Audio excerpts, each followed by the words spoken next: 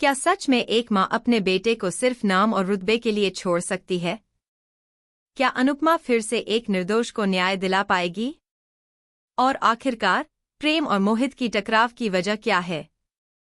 जानिए अनुपमा के 8 अप्रैल 2025 के धमाकेदार एपिसोड में, जहां हर रिश्ता खड़ा है एक नए मोड़ पर। वीडियो शुरू करने से पहले कृपया हमारे चैनल को लाइक और सब्सक्राइब करें और लेटेस्ट अपडेट्स कभी मिस न करें। इसके लिए बेल आइकन दबाना न भूलें। अब चलिए वीडियो शुरू करते हैं। आज के एपिसोड में अनुपमा राघव से माफी मांगती है। राघव कहता है कि जिस तरह अनुपमा ने प्रेम के लिए लड़ाई लड़ी, काश कोई उसके लिए भी खड़ा होता। अनुपमा पूछती है कि उसने खुद क्यों नहीं लड़ाई लड़ी। राघव जवाब देता है कि वो उनके सामने केस हार ही जाता।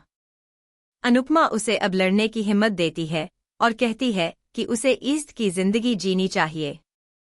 राघव कहता है कि वो अकेला नहीं लड़ सकता क्योंकि वे लोग बहुत ताकतवर हैं। अनुपमा तय करती है कि वह राघव का साथ देगी और उन लोगों के खिलाफ खड़ी होगी जिन्होंने झूठा इल्जाम लगाया।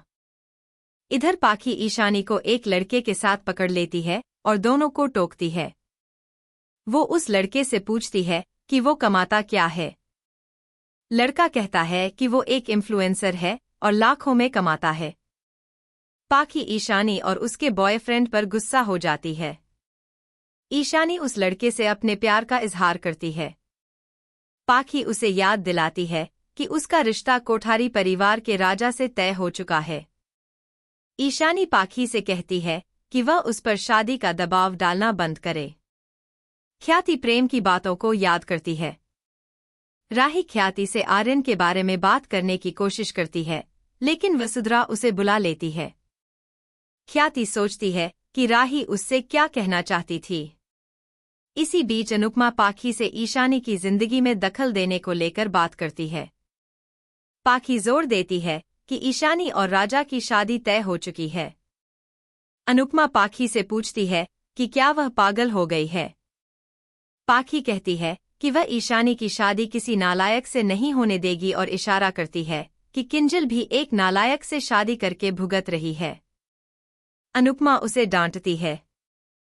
पाखी अनुपमा पर आरोप लगाती है कि वह ईशानी की शादी में अड़चन डाल रही है क्योंकि वह खुद असुरक्षित महसूस करती है। पाखी अपनी बात पर अड़ी रहती है। ख्याति का भाई उसे आर्यन मोहित के बारे में बताता है और कहता है कि वो उससे मिलना चाहता है। राही प्रेम के साथ मिलकर ख्याति पर नजर रखने का प्लान बनाती है। ख्याति को मोहित के बारे में पता चलता है। उसका भाई पूछता है कि वह कब तक अपने बेटे से दूर रहेगी।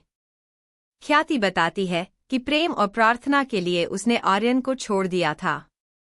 वह कहती है कि आर्यन भी कोठारी है, लेकिन वह उसे अपना नहीं सकती। चूंकि प्रेम ने उसे अपनी मां मानने से इनकार कर दिया था, उसने खुद को आर्यन से दूर कर लिया। वह अपने भाई से कहती है कि वह आर्यन का ख्याल रखे। प्रेम और राही ये सब सुनकर हैरान रह जाते हैं। प्रेम कहता है कि ख्याति ने आर्यन के साथ बहुत गलत किया है। ख्याति का भाई आर्यन का साथ देने का फैसला करता है। ख्याति सोचती है कि वह मोहित की मां नहीं बन सकती। इसी दौरान अनिल और पराग मिलकर मोहित के खिलाफ एक मजबूत केस फाइल करने की प्लानिंग करते हैं। पुलिस कहती है कि मोहित का कोई क्रिमिनल रिकॉर्ड नहीं है। पराग कहता है कि अगर मोहित खुद अपनी जिंदगी बर्बाद करना चाहता है तो वे उसकी मदद करेंगे और राघव की जिंदगी कैसे बर्बाद की थी उसे याद करते हैं। ख्याति घर लौटती है। राही उसे गले लगा लेती है, जिससे ख्याति चौंक जाती है। वहीं अनुपमा राही के कॉल का इंतजार कर रही होती है।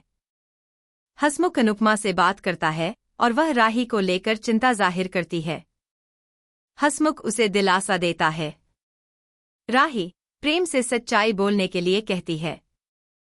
प्रेम उससे पूछता है कि वह क्या सुनना चाहती है।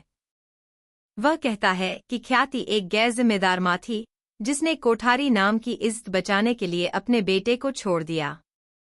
राही प्रेम की बातों से चौंक जाती है।